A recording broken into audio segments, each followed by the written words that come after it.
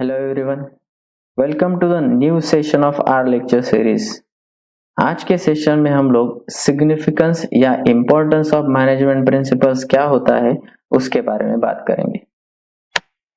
Organisation के proper growth and development के लिए मैनेजर को ये प्रिंसिपल्स ऑफ मैनेजमेंट किस तरह से हेल्प करते हैं वो सिग्निफिकेंस के थ्रू हम देखने वाले हैं।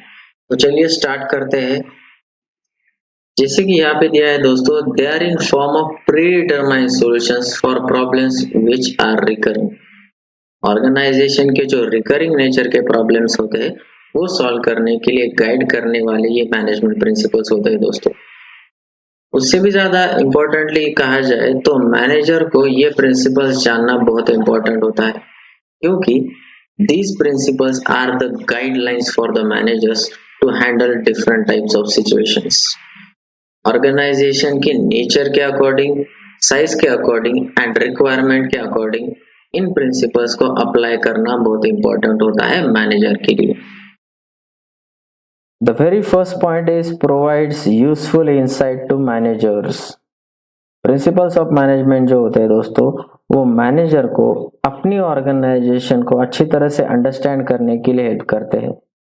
जैसे कि हम सबको पता है, ऑर्गेनाइजेशन में मैनेजर को अलग अलग तरह की सिचुएशंस और प्रॉब्लम्स को फेस करना पड़ता है। इन सिचुएशन का प्रॉपर एनालिसिस करके उन प्रॉब्लम्स को समझ के उनका प्रॉपर आंसर ढूंढना, ये काम होता है मैनेजर का। ऑब्वियसली ये दोनों चीजों में हेल्प करने वाले ये प्रिंसिपल्स ऑफ मैनेजमेंट होते हैं। टाइमली गाइडेंस की वजह से ऑर्गेनाइजेशनल वेस्टेजेस बच जाते हैं और उसके साथ साथ ऑर्गेनाइजेशन के जो गोल्स होते हैं वो भी एप्रोप्रिएट मैनर में अचीव होते हैं। The second point is helpful in efficient utilization of resources। जैसे हम सबको पता है दोस्तों कि ऑर्गेनाइजेशन में दो तरह के रिसोर्सेज होते हैं, physical and human resources. Human resources में managers, employees, chief executive officer, इस तरह के रिसोर्सेज आते हैं। और जो भी नॉन ह्यूमन रिसोर्सेज है जैसे कि मटेरियल, मशीन्स, मनी, इन रिसोर्सेज को फिजिकल रिसोर्सेज काउंट किया जाता है। ये दोनों तरह के रिसोर्सेज का ऑप्टिमम एंड कंट्रोल्ड यूज होना बहुत इंपॉर्टेंट है, जिसकी वजह से वेस्टेजेस कम होते हैं। और उसी पर्पस के लिए गाइड करने का काम ये मैनेजमेंट के प्रिंसिपल्स करते हैं। उसके साथ साथ और एक इम्पोर्टेंट बात यहाँ पे दिया है, it helps in establishing cordial relationship between management and employees. Management और एम्प्लॉइज के बीच में अगर कॉर्डियल रिलेशनशिप है तो ऑब्वियसली जो एम्प्लॉइज का एफिशिएंसी है वो बढ़ेगा और उसके साथ साथ मैनेजमेंट का एडमिनिस्ट्रेशन पावर भी अच्छी तरह से काम करेगा।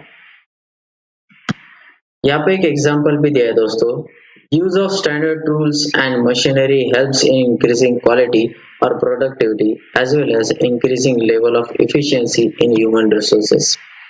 ऑर्गेनाइजेशन अगर अपने एम्प्लॉइज को standard tools and machinery available करवा के देता है तो ऑब्वियसली वो ह्यूमन रिसोर्सेज का एफिशिएंसी बढ़ेगा, उसके साथ साथ ऑर्गेनाइजेशनल प्रोडक्टिविटी एंड क्वालिटी भी इंक्रीज होगा। मान लीजिए सपोज ऑर्गेनाइजेशन अपने एम्प्लॉयज को standard tools and machinery provide नहीं करता है, लेकिन उनसे एक्सपेक्ट ये करता है कि वो ज्यादा एफिशिएंसी से काम करे, जिसका रिजल्ट शायद ये होगा कि मैनेजमेंट और एम्प्लॉयज के बीच में जो रिलेशनशिप है वो खराब हो जाएगा। इसीलिए मैनेजमेंट के प्रिंसिपल्स ये कहते हैं कि अपने एम्प्लॉयज को आप standard tools and machineries provide करो। The next point is scientific decisions. Manager लोगों को साइंटिफिक डिसीजंस लेने के लिए मैनेजमेंट प्रिंसिपल्स हेल्प करते हैं। अब ये साइंटिफिक डिसीजन क्या होता है? साइंटिफिक डिसीजन मीन्स सिस्टमैटिक और बैलेंस्ड डिसीजंस। बेसिकली ऑर्गेनाइजेशन में अलग अलग तरह की क्रिटिकल सिचुएशंस को मैनेजर को फेस करना पड़ता है। इन क्रिटिकल सिचुएशन को प्रॉपरली एनालाइज किस तरह से किया जाए, अल्टरनेटिव सॉल्यूशंस कैसे डिसाइड किए जाए, प्लान ऑफ एक्शन क्या होगा, ये सारी बातों के लिए मैनेजमेंट प्रिंसिपल मैनेजर की हेल्प करते हैं दोस्तों। जैसे कि यहाँ पे भी लिखा है, with the use of various management principle one can get idea about how to analyze situations, to search alternative options and their results. In short हम ये कह सकते हैं दोस्तों कि साइंटिफिक डिसीजंस लेने के लिए, क्रिटिकल सिचुएशंस एनालाइज करने के लिए एक important tool principles of management होते हैं। Fourth point is understanding social responsibility. अभी सोशल रिस्पॉन्सिबिलिटी क्या होता है वो समझ लीजिए पहले। बेसिकली हर एक ऑर्गेनाइजेशन समाज का एक भाग होता है। अलग अलग जो रिसोर्सेस होते हैं वो सोसाइटी के थ्रू ही ऑर्गेनाइजेशंस को मिलते हैं। इसीलिए ऑर्गेनाइजेशन का भी ये रिस्पॉन्सिबिलिटी बनता है कि सोसाइटी के भले के लिए कुछ ना कुछ करे, जिसे सोशल रिस्पॉन्सिबिलिटी कहते हैं। ये सोशल रिस्पॉन्सिबिलिटी फॉलो करने के लिए कुछ बातों के ऊपर ऑर्गेनाइजेशन को फोकस करना पड़ता है, जिसके एग्जांपल्स भी यहाँ पे दिए हैं दोस्तों। Providing quality products at reasonable prices, avoiding artificial monopolistic situation in the market, fair competition, fair remuneration, change in environment, healthy working place, standard tools and machinery। ऐसे बहुत सारी चीजें सोशल रिस्पॉन्सिबिलिटी का भाग होती है जो ऑर्गेनाइजेशन को फॉलो करनी पड़ती है। Next point is encourages research and development. Basically किसी भी ऑर्गेनाइजेशन को अगर लॉन्ग टर्म तक मार्केट में सर्वाइव करना है तो रिसर्च एंड डेवलपमेंट एक्टिविटीज करनी ही पड़ेंगी। रिसर्च एंड डेवलपमेंट एक्टिविटीज करना मतलब to find out new techniques in different fields, फिर वो फील्ड प्रोडक्शन फील्ड हो, फाइनेंस हो, मार्केटिंग हो, ह्यूमन रिसोर्सेस हो। एज पर द नीड आपको research and development activities conduct करके ये नई टेक्निक्स को फाइंड आउट करना पड़ेगा। आजकल के जमाने में जो भी सक्सेसफुल ऑर्गेनाइजेशन है दोस्तों, इन सक्सेसफुल ऑर्गेनाइजेशन के पीछे रिसर्च एंड डेवलपमेंट एक्टिविटीज का बहुत बड़ा हाथ होता है।